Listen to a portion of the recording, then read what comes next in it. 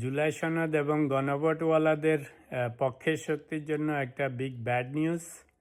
সেটা হচ্ছে সুপ্রিম কোর্টের হাইকোর্ট ডিভিশন সরকারের প্রতি রুল নিষেধ জারি করেছে যে কেন জুলাই সনদটা ইল্লিগাল হবে না, অথবা রেফারেন্ডাম গণভোটটা কেন ইল্লিগাল হবে না, কারণ দর্শানো।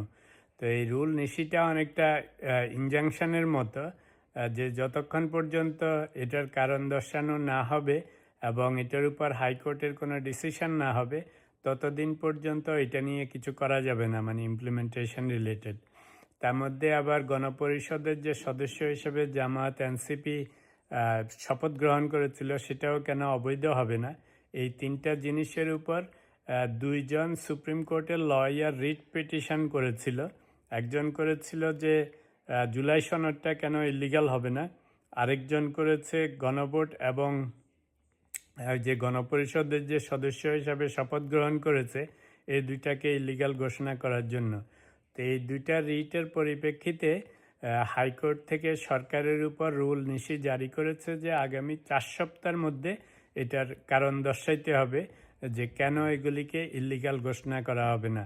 তো সেই কারণ দর্শানোর জন্য ওই যে cabinet secretary, law secretary, election commission, chief election commissioner এদেরকে 4 সপ্তাহের নোটিশ দিয়েছে যে তোমরা কারণ দর্শাও যে কেন জুলাই সনদ, গণভোট, গণপরিষদের সদস্য হিসাবে শপথ গ্রহণ এগুলিকে ইল্লিগাল ঘোষণা করা হবে না। তো এইটার কনসিকুয়েন্স হচ্ছে যারা চাচ্ছে যে জুলাই সনদটা বাস্তবায়ন হোক তাদের জন্য ইটস এ বিগ ব্লো, যে এটা এখন আগামী সংসদের যে প্রথম অধিবেশন হবে, তো জামায়াত এনসিপিকে এক্সপেক্ট করা হচ্ছিল এরা যে অনেক হইচই করবে এগুলি নিয়ে এবং বিএনপিকে দোষারোপ করবে। তো এই রুল নিষেধ জারি করার ফলে এখন এই জিনিসটা নিয়ে সংসদে এখন আলাপ আলোচনা করা যাবে না, বিকজ হাইকোর্ট থেকে রুল নিষেধ জারি করা হয়েছে যে যতদিন পর্যন্ত এটার উপর একটা ডিসিশন না হয় ততদিন ইমপ্লিমেন্টেশন নিয়ে কিছু করা যাবে না।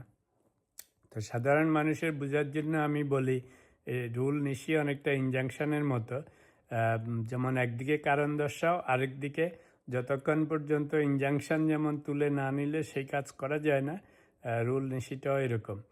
তো এটা একটা ইন্টারেস্টিং টার্ন। তো যেহেতু 4 সপ্তাহ সময় দিয়েছে, তো ধরে নেওয়া হচ্ছে যে বিগিনিং অফ এপ্রিলের আগে তো কারণ দর্শানো হবে না, তারপরে আবার হাইকোর্টে হিয়ারিং হবে, তারপরে ফলাফল কী হবে সেটা আমরা দেখব। বাট আপাতত এই যে জুলাই সনদ, তারপরে গণভোট, তারপরে যে গণপরিষদের সদস্য হিসাবে শপথ গ্রহণ, তিনটা জিনিসই এখন it will be in limbo. তো দেখা যাক কী হয় ভবিষ্যতে।